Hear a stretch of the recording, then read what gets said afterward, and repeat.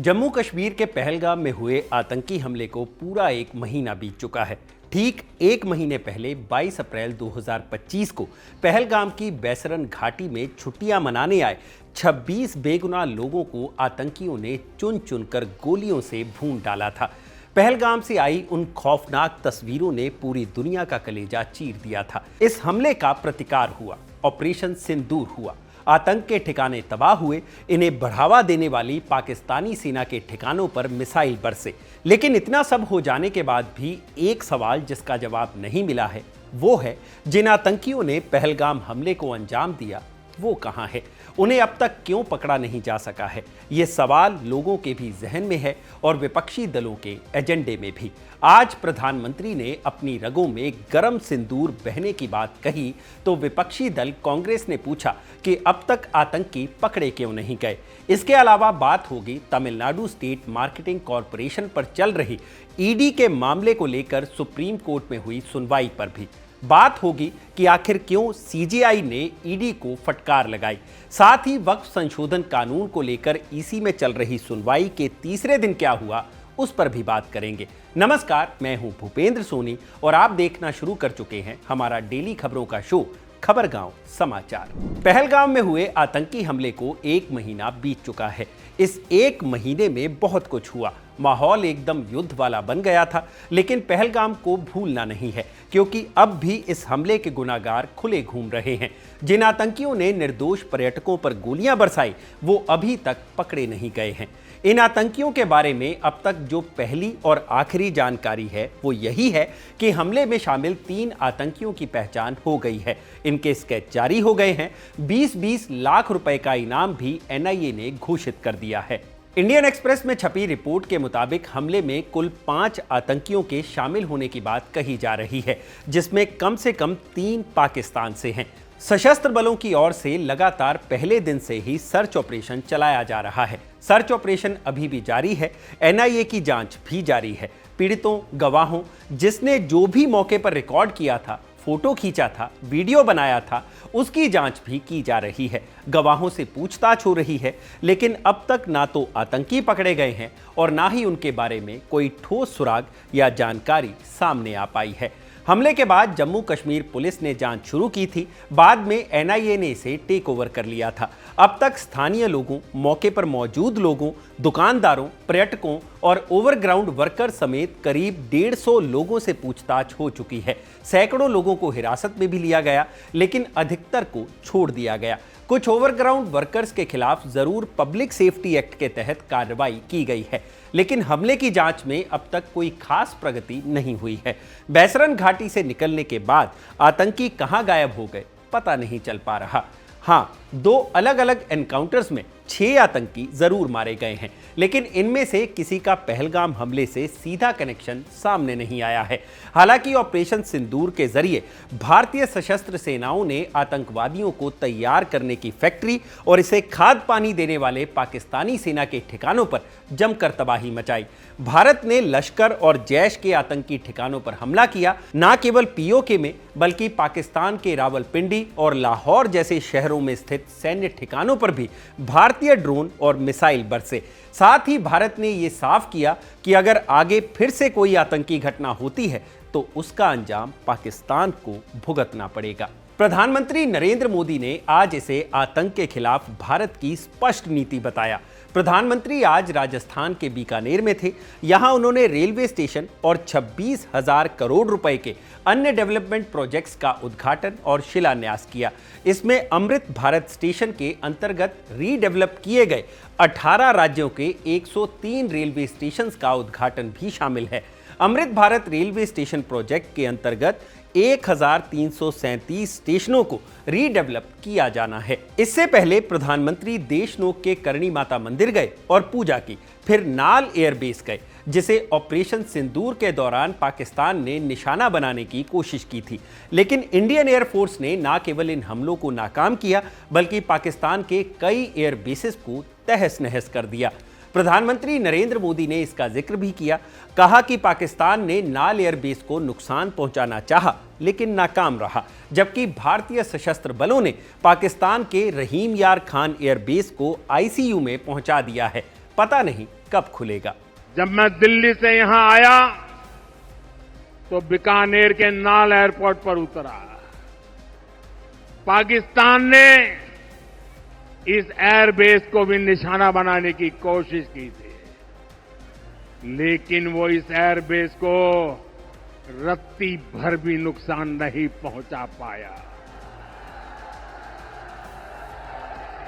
और वहीं यहां से कुछ ही दूर सीमा पार पाकिस्तान का रहीम यार खान एयरबेस है। पता नहीं आगे कब खुलेगा। आईसीयू में पड़ा है। प्रधानमंत्री नरेंद्र मोदी ने कहा कि भारत ने 22 अप्रैल का बदला 22 मिनट में लिया। पाकिस्तान समर्थित आतंकी जो सिंदूर मिटाने निकले थे उन्हें मिट्टी में मिलाया है। प्रधानमंत्री ने कहा कि आतंकियों ने देख लिया है कि जब सिंदूर बारूद बन जाता है तो क्या होता है। उन्होंने ये भी कहा कि उनकी रगों में लहू नहीं, गरम सिंदूर बह रहा है। मोदी की नसों में लहू नहीं, गरम सिंदूर बह रहा है।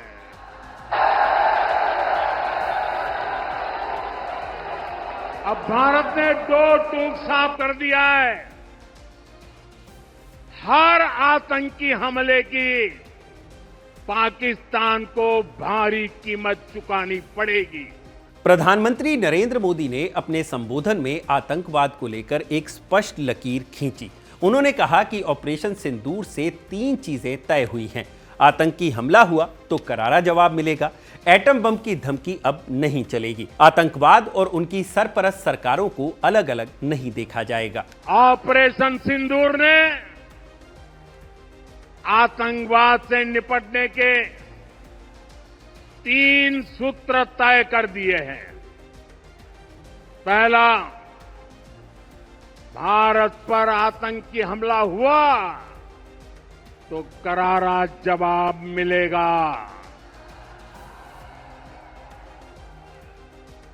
समय हमारी सेनाएं तय करेगी, तरीका भी हमारी सेनाएं तय करेगी और शर्तें भी हमारी होगी। दूसरा, एटम बम की गीदड़ बप्पियों से भारत डरने वाला नहीं है। और तीसरा, हम आतंक के आकाओं और आतंकी सरपरस्त सरकार को अलग अलग नहीं देंगे। उन्हें अलग अलग नहीं देखेंगे, उन्हें एक ही मानेंगे। पाकिस्तान का ये स्टेट और नॉन स्टेट एक्टर वाला खेल अब नहीं चलेगा। प्रधानमंत्री ने अपने संबोधन में दुनिया को भी संदेश दिया। उन्होंने कहा कि भारत को अपने संकल्प से दुनिया की कोई ताकत नहीं डिगा सकती है। उन्होंने पाकिस्तान के साथ किसी भी तरह के व्यापार या बातचीत की संभावनाओं को भी खारिज किया और कहा कि पाकिस्तान से ना तो कोई ट्रेड होगा और ना ही कोई टॉक। उन्होंने ऑपरेशन सिंदूर को शोध प्रतिशोध का नहीं बल्कि न्याय का नया स्वरूप बताया। प्रधानमंत्री ने कहा कि पिछली बार घर में घुसकर मारा था, इस बार सीधे सीने पर प्रहार किया है। ये समर्थ भारत का नया रौद्र रूप है। ये शोध प्रतिशोध का खेल नहीं, ये न्याय का नया स्वरूप है।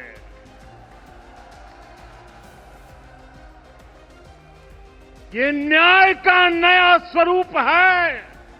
ये ऑपरेशन सिंदूर है।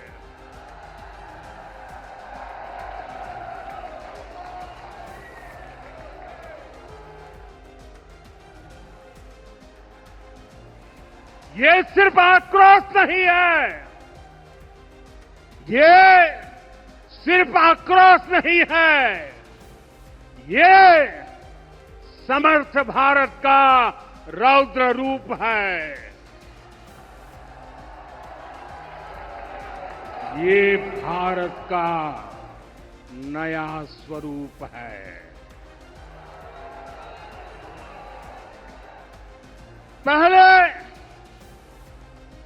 पहले घर में घुसकर किया था वार, पहले घर में घुसकर किया था वार, अब सीधा सीने पर किया प्रहार है।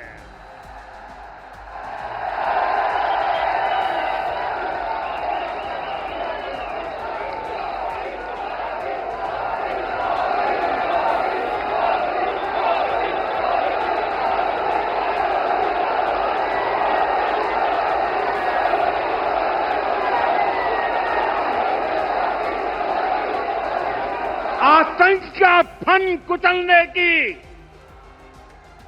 आतंक का फन कुचलने की यही नीति है, यही रीति है, यही भारत है, नया भारत है। वहीं दूसरी तरफ कांग्रेस ने आरोप लगाया कि केंद्र सरकार ने राष्ट्रीय सुरक्षा जैसे गंभीर मुद्दे को खोखले प्रचार और फोटो खिंचाने का माध्यम बना लिया है। कांग्रेस ने आरोप लगाया कि ऑपरेशन सिंदूर के बाद प्रधानमंत्री का ध्यान सिर्फ अपने प्रचार और अपनी प्रशंसा पर है, जबकि उन्हें जनता को यह बताना चाहिए कि पहलगाम में हमला करने वाले चारों आतंकी अब तक पकड़े क्यों नहीं गए। अमेरिका के राष्ट्रपति बार बार कह रहे हैं कि उन्होंने व्यापार का दबाव डालकर सीज फायर करवाया।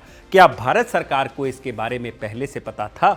देश आज तक प्रतीक्षा कर रहा है कि जो 4 आतंकवादी इस हमले में जिन्होंने हमला किया, जिन्होंने हमारे 26 लोगों की हत्या की, वो कहाँ है? क्या सरकार उनको गिरफ्तार क्यों अभी तक नहीं कर पाई है? क्या सरकार उनकी गिरफ्तारी को लेके कुछ कार्रवाई कर रही है? मैं मोदी जी को पूछना चाहती हूँ कि क्या हमारी सरकार आतंकियों को गिरफ्तार करने में असफल हुई है? अमेरिका के राष्ट्रपति डोनाल्ड ट्रंप ने सऊदी अरेबिया में स्टेटमेंट दी कि मैंने ट्रेड थ्रेट, व्यापारिक दबाव डालकर इंडिया और पाकिस्तान के बीच सीज फायर करवाया। मैं मोदी जी को पूछना चाहती हूँ, क्या भारत सरकार को इस सीज फायर अनाउंसमेंट के बारे में एडवांस नोटिस थी? बढ़ते हैं अब अगली खबर की तरफ, जो है सुप्रीम कोर्ट से। सुप्रीम कोर्ट ने आज ईडी को लताड़ लगाते हुए कहा कि केंद्रीय एजेंसी हद पार कर रही है और संघीय ढांचे का उल्लंघन कर रही है। मामला तमिलनाडु स्टेट मार्केटिंग कॉरपोरेशन के खिलाफ चल रही जांच का है। Tamil Nadu state marketing corporation Tamil Nadu सरकार का कॉरपोरेशन है, जिसका काम राज्य में शराब की बिक्री की निगरानी करना है। इसमें भ्रष्टाचार और वित्तीय अनियमितताओं की जांच चल रही थी। ईडी ने चेन्नई में TASMAC के हेडक्वार्टर समेत 20 स्थानों पर मार्च में छापेमारी की थी, जिसके खिलाफ तमिलनाडु सरकार ने सुप्रीम कोर्ट में याचिका लगाई थी। मामले की सुनवाई चीफ जस्टिस BR गवई और जस्टिस AG मसीह की बेंच कर रही थी। राज्य सरकार के वकील कपिल सिब्बल ने कहा कि 2014 से 21 के बीच राज्य सरकार ने खुद 41 FIR दर्ज की और शिकायतों की जांच कर रही थी। ये मामले व्यक्तियों के खिलाफ थे, कॉरपोरेशन के खिलाफ नहीं थे। 2025 में ईडी की एंट्री होती है, वे कॉरपोरेशन के हेडक्वार्टर पर छापा मारते हैं। इस पर CJI गवई ने additional solicitor general SV Raju से पूछा कि आप व्यक्तियों के खिलाफ मामला दर्ज कर सकते हैं, कॉरपोरेशन के खिलाफ कैसे? CJI ने कहा कि ईडी सभी हदें पार कर रही है, यह संघीय ढांचे का उल्लंघन है। उन्होंने ईडी के मामले में 2 हफ्ते के भीतर जवाब दाखिल करने को कहा है। इस पर ASG राजू ने कहा कि ईडी की जांच में कुछ भी गलत नहीं है, वो एफिडेविट में जवाब देंगे। ईडी की ओर से जवाब आने के बाद मामले की सुनवाई होगी। अगली खबर भी सुप्रीम कोर्ट से ही है। सुप्रीम कोर्ट में आज लगातार तीसरे दिन वक्फ संशोधन कानून 2025 को चुनौती देने वाली याचिकाओं पर सुनवाई हुई। चीफ जस्टिस BR गवई और जस्टिस AG मसीह की बेंच मामले की सुनवाई कर रही है। सुनवाई के पहले दिन वक्फ संशोधन कानून 2025 को असंवैधानिक बताने वाले याचिकाकर्ताओं ने अपना पक्ष रखा था। दावा किया था कि इस कानून के जरिए सरकार वक्फ संपत्तियों का धीरे धीरे अधिग्रहण करना चाहती है। यह कानून संविधान द्वारा दिए गए धार्मिक अधिकारों का उल्लंघन है। दूसरे दिन केंद्र सरकार ने अपना पक्ष रखा। कहा कि यह संशोधन कानून उन तमाम समस्याओं का समाधान करता है जिनका समाधान ब्रिटिश सरकार और आज़ादी के बाद की सरकारें भी नहीं कर पाईं। आज तीसरे दिन भी दोनों पक्षों ने अपनी अपनी दलीलें रखी। लगातार 3 दिन की सुनवाई के बाद सुप्रीम कोर्ट ने अपना अंतरिम आदेश सुरक्षित रख लिया है। आज बहस की शुरुआत करते हुए सॉलिसिटर जनरल तुषार मेहता ने आदिवासी मुस्लिमों की भूमि को वक्फ बनाने पर रोक का समर्थन करते हुए कहा कि आदिवासी समुदायों की रक्षा के लिए आदिवासी भूमि के हस्तांतरण को प्रतिबंधित किया गया है। मेहता ने जेपीसी का हवाला देते हुए कहा कि आदिवासी इस्लाम का पालन कर सकते हैं, लेकिन उनकी अपनी एक अलग सांस्कृतिक पहचान भी है। जस्टिस एजी मसीह ने इससे असहमति जताई, कहा कि यह सही नहीं लगता। इस्लाम इस्लाम है, धर्म एक ही है। इस पर तुषार मेहता ने कहा, मैं आदिवासियों की जमीन खरीदने में असमर्थ हूं क्योंकि राज्य कानून इस पर प्रतिबंध लगाता है। अगर मैं वक्फ बनाता हूं तो मुतवल्ली अपनी मर्जी से काम करता है। तो कृपया ध्यान रखें कि अगर ये प्रावधान इतना क्रूर है तो इस पर रोक लगाने की जरूरत है। मेहता ने सरकार का पक्ष रखा, जिसके बाद याचिकाकर्ताओं ने अपनी दलीलें पेश की। याचिकाकर्ताओं के वकील कपिल सिब्बल ने वक्फ का पंजीकरण ना होने को राज्यों की गलती बताया। सीजेआई गवई ने कहा कि वक्फ का रजिस्ट्रेशन कोई नई बात नहीं है। उन्होंने कहा, पिछले कानूनों में भी इसे अनिवार्य बनाया गया था। 1923 में रजिस्ट्रेशन का प्रावधान नहीं था, लेकिन वक्फ के बारे में जानकारी दी जानी थी। 1954 से लगातार रजिस्ट्रेशन की जरूरत थी। 1923 से 2025 तक लगभग 100 सालों में रजिस्ट्रेशन पर जोर दिया गया, लेकिन किसी ने रजिस्ट्रेशन नहीं कराया। सिब्बल ने कहा कि यह राज्य सरकारों की विफलता है। कानून के अलावा यह राज्य की जिम्मेदारी थी जो पूरी नहीं हुई। पूरे समुदाय को इसकी सजा भुगतनी पड़ रही है। सीनियर एडवोकेट राजीव धवन ने इस दलील का विरोध किया कि वक्फ एक जरूरी धार्मिक प्रथा नहीं है। उन्होंने कहा कि दान इस्लाम के 5 स्तंभों में से एक है।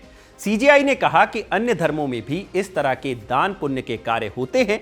इस पर कपिल सिब्बल ने कहा कि दूसरे लोग समाज के लिए दान करते हैं, वक्फ ईश्वर के प्रति समर्पण है। 3 दिन तक चली बहस में सुप्रीम कोर्ट ने दोनों पक्षों को सुना। अब फैसला सुरक्षित रख लिया गया है।